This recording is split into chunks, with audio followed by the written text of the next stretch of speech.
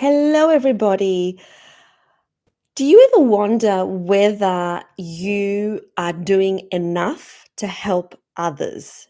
Do you ever wonder, should I be giving more than I'm actually giving? Should I be doing more? What's my role here on earth? And are you questioning yourself as to whether you're acting from ego or from soul? Well, yesterday I had a situation turn up and I addressed it in a certain way. And then I was having these thoughts afterwards. Did I do enough? Could I have done more?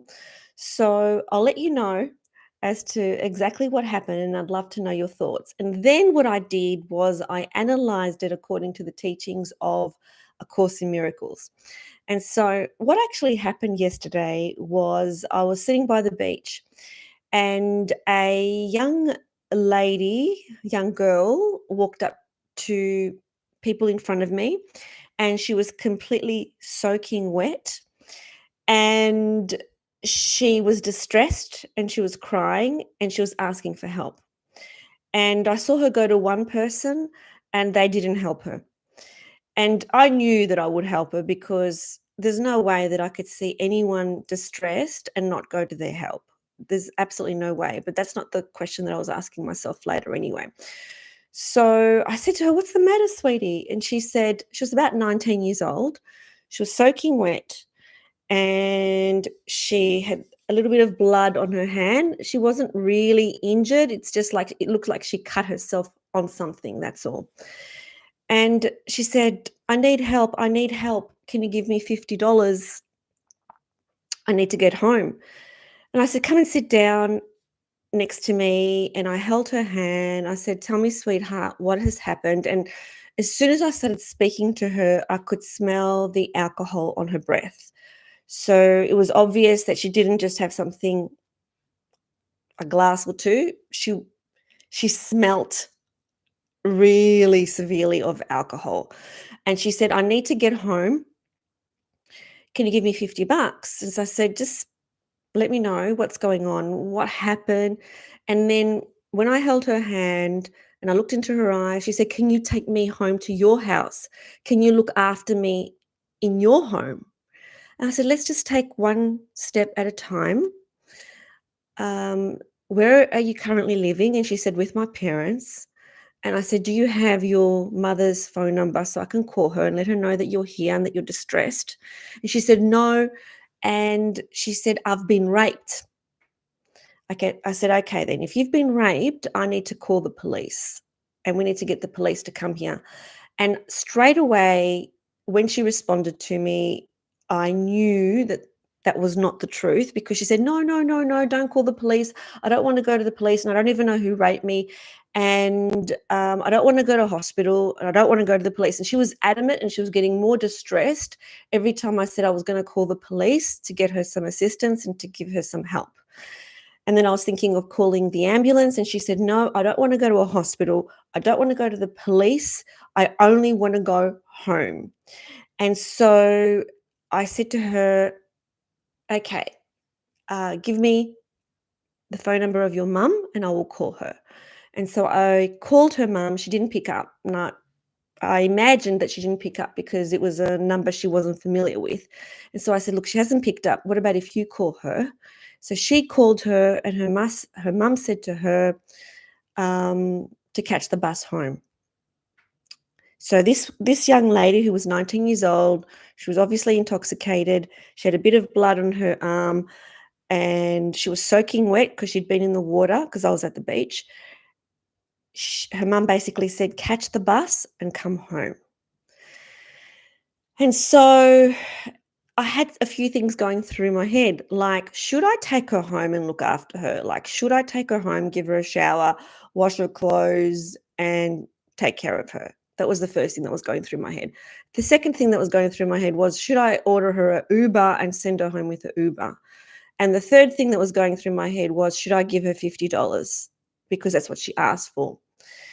And when I stayed present in terms of what I felt that she needed, um, I did speak to her. I did honestly, when I was looking at her and speaking to her, I was actually holding a lot of love for her because my heart was going out to this young lady who was obviously so distressed. Meanwhile, because I had left a message with her mum, so the young girl starts to walk towards the bus stop, and she says, "Nobody cares for me. Nobody cares for me in this world." Her mum rang me up, and I said, "She's going towards the bus right now." And her mum said, "Is she intoxicated?" And I said, "Yes, she is."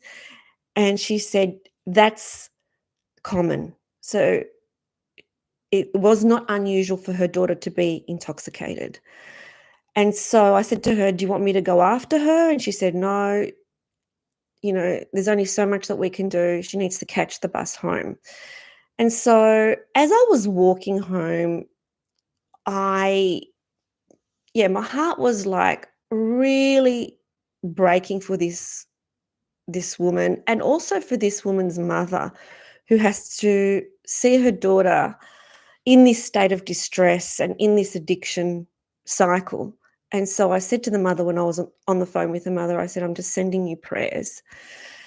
And later on, when I came home, because I'm reading A Course of Miracles every morning and every night, and for those of you who don't know, A Course in Miracles is the true Bible. Um, it is channeled, um, the words of Jesus, and it is the most incredible, beautiful book. And when you read it, you really feel it. You really feel that this is the word of God. And what A Course of Miracles teaches is that your role here is to extend love and to see people through the lens of love. It's not to save, it's not to fix, it's not to solve other people's problems. It is to see them through the lens of love. And so, even though I wanted to save and I was feeling a bit guilty about actually not taking this young lady to my house and housing her and looking after her, the fact is I did show her love and it wasn't fake. I really felt the love for her. I did hold her hand. I did, speak to her in a very loving way, and I listened to her. A Course in Miracles teaches that every choice is either following the ego or following God. And what ego wants to do is rush, control, um, whereas God is all about presence and love. So, in that moment with this particular lady, I was not there to be her savior. So if I had taken her home, given her a shower, looked after her, I'm not equipped to look after an intoxicated person in my home. Like, I don't know what her body needs. I don't have a drip machine or anything like that here. So even if I thought that that was the right thing to do, that wouldn't have been the right thing to do. The other option was to give her the $50 that she had asked for. And in the past, even when someone was clearly intoxicated and they asked me for money, I always gave them money because my view was, well, it's not for me to judge what they do with that money. If someone's asking for money, I'm giving money. But I really do believe that in this instance, she was unwell and she would have just continued with her drinking. And so the other option was to show her love, see her through the lens of love, hold her in that moment, and then let her do what she needed to do. And all she wanted to do was to get home. That's what she wanted to do. So I had connected with her mother. Her mother wanted her to get home with the bus. And so I basically saw her through the lens of innocence. I extended love, and later on, when I thought about it, it was the most compassionate choice that was available to me because I didn't judge, I wasn't afraid. So, this is what A Course in Miracles means when it says that what you actually do doesn't matter. It's what you're holding in that moment that matters. So whether I called the police or the parents or just simply sat with her, what matters is whether the choice that I made in that moment came from fear or from love. And so when we make any choices out of fear, that is coming from the ego. When we make choices out of love, that's when we're aligning ourselves to God. And A Course in Miracles says that every single second of the day, we make we make choices according to whether it is the ego or it is God. And so in the situation that I just talked about, you might have thought, no, that's not egoic to want to take her home and take care of her, but it is, because the ego wants to save. The ego thinks that it's in charge. The ego thinks that it needs to do something quick, as opposed to just trusting that everything will be fine and you just really need to sit with her in presence and in love. And that does not mean that another situation would call for the same action again. So every circumstance is different, but every circumstance presents you with a series of options and ways that you can deal with absolutely anything. And so it's all about being present and looking from the lens of love.